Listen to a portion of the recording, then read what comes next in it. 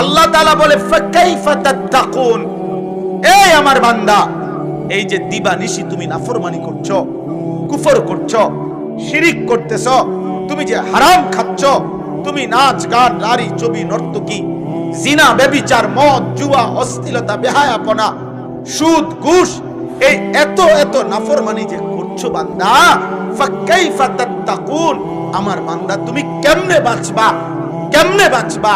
ইয়াওমান, হাসরের ময়দানের ওই দিনে, যেই দিনের একদিন দুঃখ, কষ্ট আর পেরেশানিতে কোলের বাচ্চা বুড়া হয়ে যাবে, বুড়া হয়ে যাবে, বুড়া হয়ে যাবে।